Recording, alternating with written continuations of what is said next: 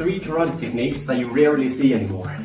I see a lot of people coming into the clinch, they're clinching, and the only thing they're thinking about is throwing knees, sweeping, maybe throwing some elbows, but we have kicks in the clinch too.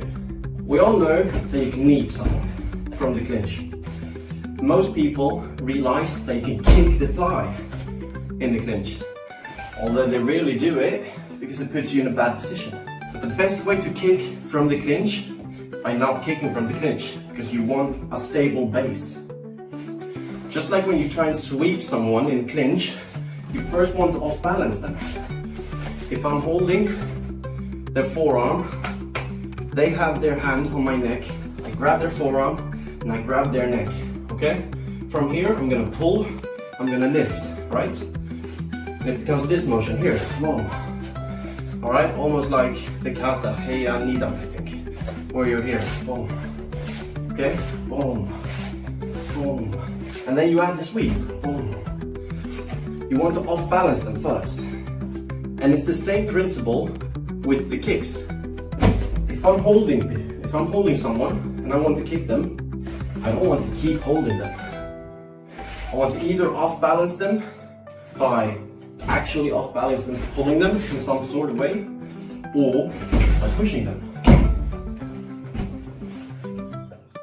I want to disengage from the clinch.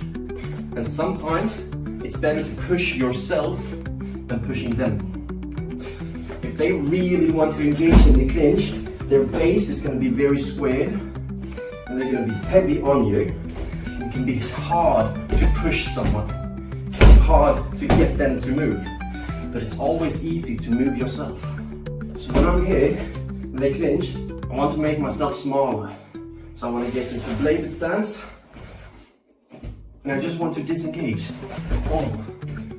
Now when I'm here, this front leg, it just goes straight up here, and I'm picking up in an angle here. I want to hit with my shin, and I want to kick them. Now I don't want this kick to just be here. You want to connect with your shin, with the lower part of your shin, and you really want to pull your entire body with the kick. So we're here, we make ourselves small, we pull back. From here, I really extend it, I really twist my entire body with it. The more twist you can get, the more powerful it will be. Because we're getting here, from here, I really load it up. You can put this into the liver, you can, this side is the liver, right? Yeah. You can put it into the liver, you can put it in the kidneys, you can put it up on the head. A lot of times, when somebody's clinching, and they disengage the clinch, what do? They lower their hands, okay? And now we're back in the fight. So a lot of the time, throwing a head kick from a close distance can really work. It doesn't have to be that kick. It can be an ice kick. It can be no machigiri. It doesn't matter. But I've noticed that this kick here is the fastest you can get from that clinching position. Now the second kick I want to talk about is a normal side kick. But instead of doing the traditional way, where I pull my leg here and then I extend it, I don't want to be that slow. Yes, it's powerful, and yes, you can cover a lot of distance with it, but you rarely land it. And if you land it on their arms. And a lot of the times you hurt the bottom of your foot. So what I like to do, if I'm here in a bladed stance, I imagine there's a string going to my heel. And somebody takes this string and just lifts it up. So my heel leads the way straight up, boom. I don't really chamber a lot. You don't need to. We're here at a bit of a distance and somebody just picks my heel up and this back foot just covers the distance here. This is a kick you can do from almost anywhere. You can do it here, boom. You can do it from a roundhouse straight into a side kick. You can do it off a combo. It doesn't really matter. But people are too focused on the form, being really strict, being tall here, pulling their knee high and tight, and then extending the kick with a big motion. But the bigger the motion, the easier it is to see. There's a reason why we don't teach people to throw haymakers, because they're never going to land. If somebody is even the slightest bit experienced, they're gonna see it from a mile away. And the same thing is with the side kick. If I'm here and I go here, boom, you're going to see it.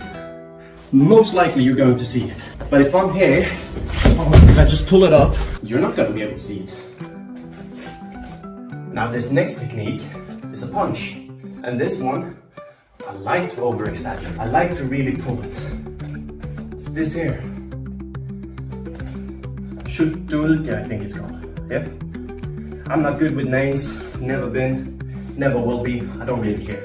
But this here, this block, oftenly, you train that they throw straight punch and you block it and then you counter in some way, shape or form. But I don't use this as a block very often.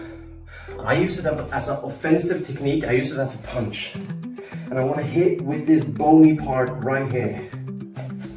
And I really exaggerate it so that people see it and pull their guard up. I'm not aiming for the shin or the temple or the neck. I'm aiming for their arm. I really want them to see the punch. I throw something out just so I have some defense. If they were to punch, I can cover with my shoulder, or I can grab their punch, I can scoop it, or I can block it. I could even start clinching up, pull their arm towards me, and then throw it, but that's a little bit more advanced. So what I do is I take a step in, at the same time I'm pulling myself back here. So I go, what? From here, this hand comes, alright, and it lands heavy. You don't want this one to be, you don't want it to just be a hammer fist. You don't want it to be like a whip. You want this to, just like your Muay Thai kicks, you want this to be a sledgehammer. Alright, you want to chop through them. And I'm really aiming for the upper part of their arm. If I can get it on the flat surface, that's perfect. If you hit bone against bone, most likely it's gonna hurt you both. But if you practice it, if you hit the makiwara or the heavy bag, if you have a hard bag, you can even take the frame of a door, put some padding there, and just train your forearms. Then their forearms will most likely be weaker than yours. Another way I like training my forearms is just standing like this and letting people kick them. And I just block it, and I block it, and I block it, and I block it. It really hardens your forearms, you get strong, and you can really feel the difference. Anyways, I really want to turn, take a step forward, and really show them this punch. Here. And you really want to make sure you connect with this part. Right here. These are three of my favorite karate techniques that I rarely see anyone use or teach. I see them being taught, but not in this way.